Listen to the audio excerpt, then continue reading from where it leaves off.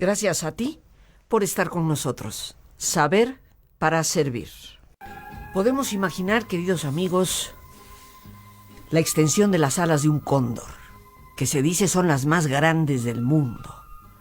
Y podemos visualizarlo volando sobre las grandes alturas, la cordillera de los Andes. Bajo su mirada, una de las maravillas del mundo, la ciudad de Machu Picchu. Este tesoro que siempre será algo en la memoria de todos los pueblos.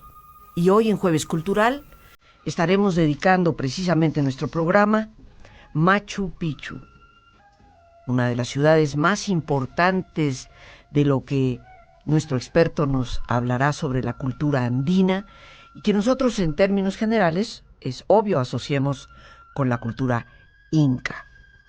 Nos sentimos muy contentos que en este programa nos está acompañando el doctor Carlos Bühler. Él es originalmente licenciado en Relaciones Internacionales y diplomático de carrera, con una maestría de Historia en la Universidad Nacional Mayor de San Marcos, profesor de Historia y Metodología de la Investigación en la Academia Diplomática del Perú, y es también doctor en Historia y Civilización de la Escuela de Altos Estudios en Ciencias Sociales de París, en Francia. Nos da un enorme gusto recibir al doctor Carlos Bühler, a quien con todo afecto y con todo respeto le llamaremos por su primer nombre, Carlos. Bienvenido al programa. Háblanos de todo esto que queremos saber. Los incas, los Andes, Machu Picchu. Muchísimas gracias, muy buenas tardes. Doctora Rivas, a quien me permitiré llamar también Rosita. Así es. Muchísimas gracias. Muchísimas gracias a todos los que nos están escuchando. En efecto, que con una misión de la National Geographic se adentró en el noreste, hacia el noreste del Cusco, a buscar esta ciudad, entre comillas, perdida. Llegó el 24 de julio, pero llegó a donde lo llevaron, no se topó.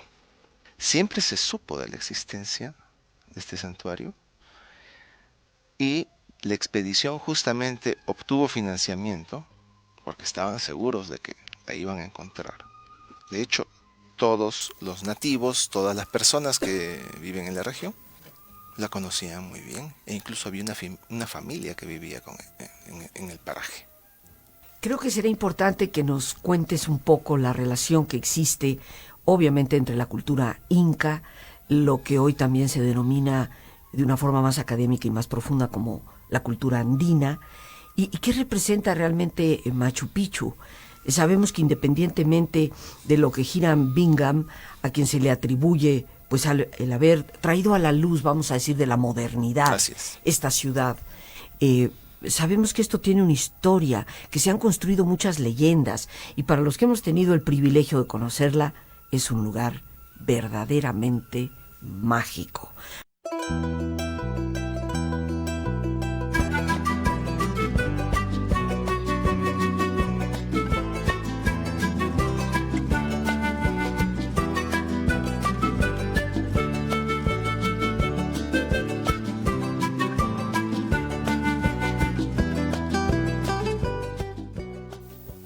Esta bellísima melodía se titula El Trencito y evoca en mi personal memoria el recuerdo de ese añorable trencito que sale de la ciudad de Cusco para llegar a través del río Urubamba, bordeándolo prácticamente, hasta Machu Picchu, donde se tiene que ascender.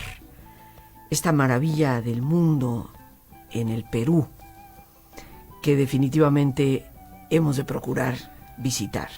Los incas, ¿es Machu Picchu una ciudad inca? ¿Quiénes fueron los incas? Sí, totalmente. Es una ciudad inca, de eso no hay la menor duda. Y los incas fueron, digamos, la última expresión civilizacional, cabe el término, estirando un poquito el término, de una cultura que tiene 20.000 años. Y si yo estuviera obligado a resumir en qué consiste esta cultura y reducir estos 20.000 años en un minuto, yo diría en armonía con la naturaleza. Los Andes son una región muy difícil. Es muy difícil trasladarse de un punto a otro. Es muy difícil subir, bajar. es muy difícil transportar. Entonces, la civilización concibió una forma de adaptarse al medio sin violentarlo y levantar imperios, estados, y los incas no son el primer imperio. Antes que los incas tenemos un imperio, el imperio Huari, por lo menos medio milenio antes. Entonces se desarrollaron formas altas de cultura en armonía con la naturaleza, con una visión mágico-religiosa muy particular, porque prácticamente todo es sagrado, todo lo que es natural es sagrado, y Machu Picchu viene a ser, digamos, la síntesis de esa armonía con la naturaleza, la síntesis de ese desarrollo mágico, del pensamiento mágico andino, que lo hicieron los incas, lo hizo el Inca Pachacútec, unos 150 años antes de la llegada de los españoles, probablemente, eso es lo que se calcula, pero es la quintesencia de este pensamiento mágico. Es una ciudad sagrada que está orientada hacia el sol, está vinculada con una renovación religiosa que se produce en esos tiempos, y lo interesante es que es una ciudad que ha llegado a nosotros prácticamente intacta. Como sabemos, el Cusco fue destruido varias veces, Machu Picchu no. Entonces nos da mucho campo para el estudio.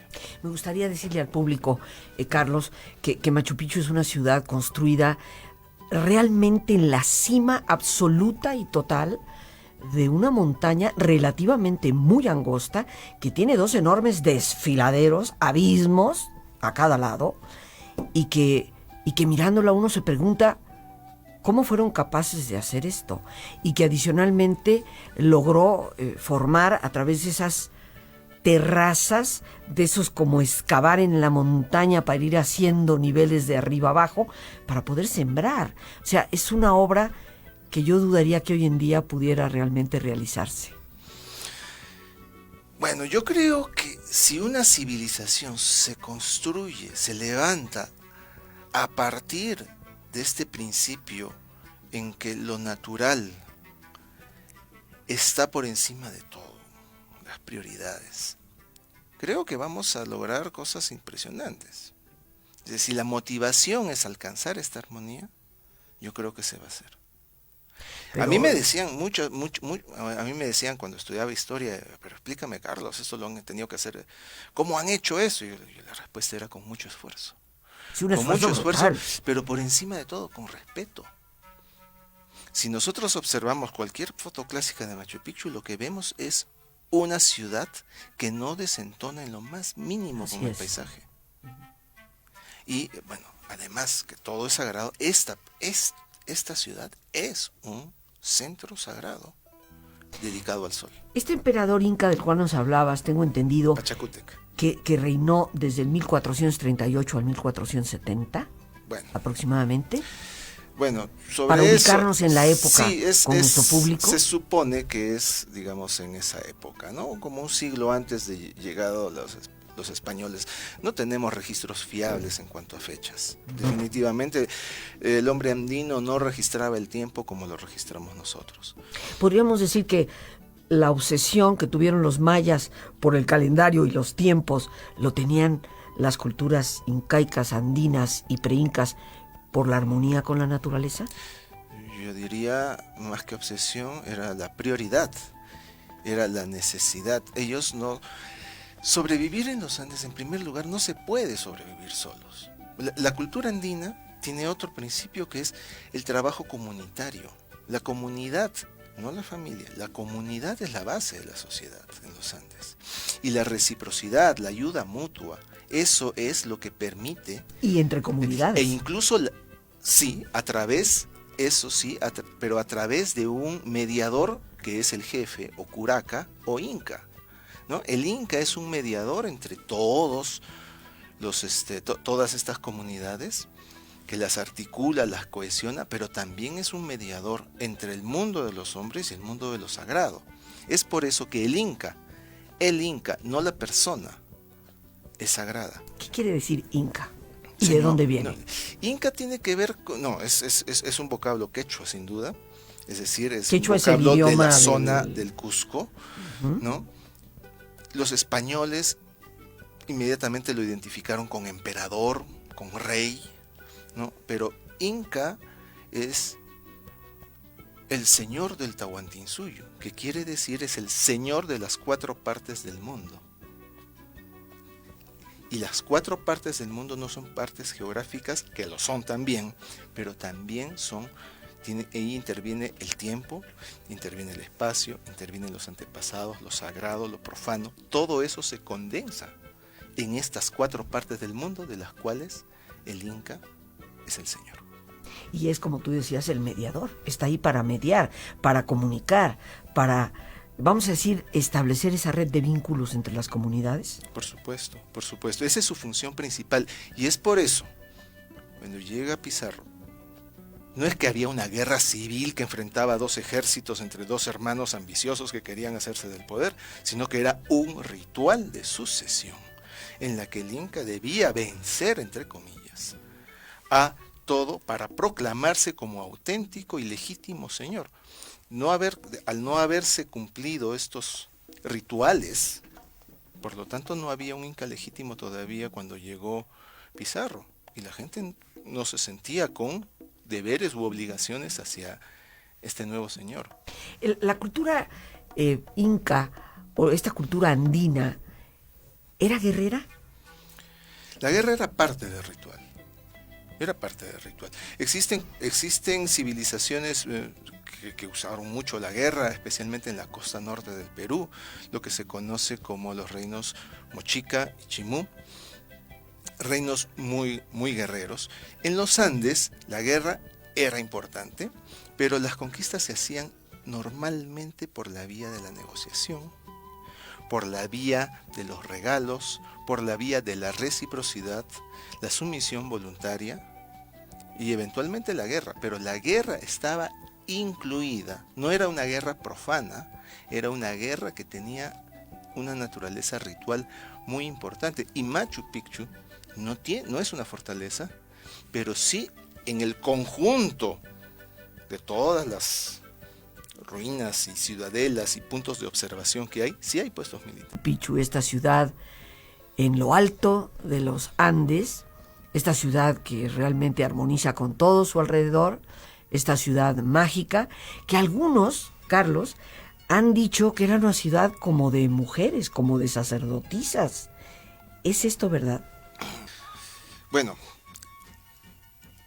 lo que se sabe es bastante poco porque no hay registros históricos, ni siquiera coloniales, con respecto a esta ciudad. Es decir, lo que tenemos es un sitio arqueológico y es muy difícil llegar a conclusiones al respecto. Pero sí es muy posible que hubieran templos o recintos para lo que se llamaban las Vírgenes del Sol, justamente el título de la canción, la melodía que estábamos escuchando al iniciar este bloque. ¿Esto qué cosa es? Esto no es un harén. En primer lugar, no hay que trasladar pues las cosas claro. de otras culturas, los conceptos de otras culturas a esto.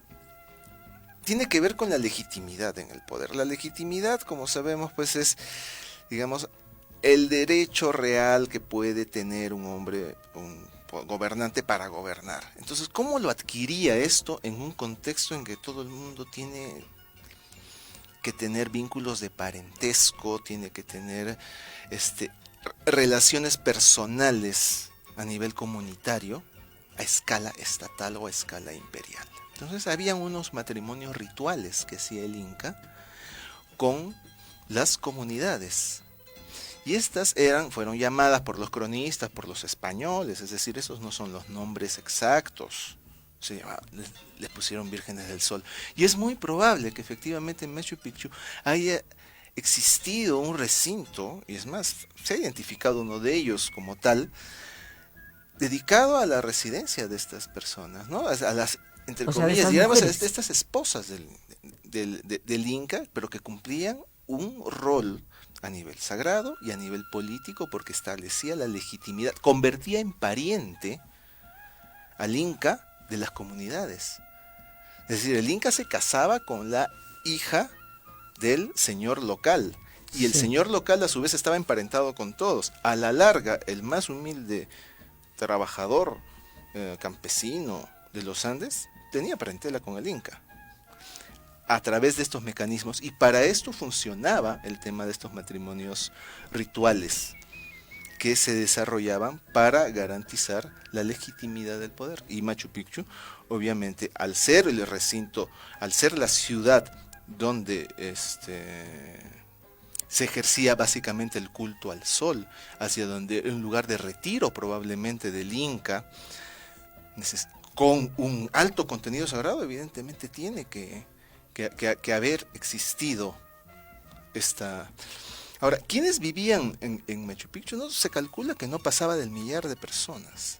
Eso sí, ¿1.000? sí. Eso ¿Solo sí, 1.000 personas? solo 1.000 personas. Solo 1.000 personas. Era un centro ceremonial con características de ciudad, ¿no? Era una ciudadela, por eso se le dice su nombre es santuario. Para el Perú, nosotros el santuario de Machu Picchu.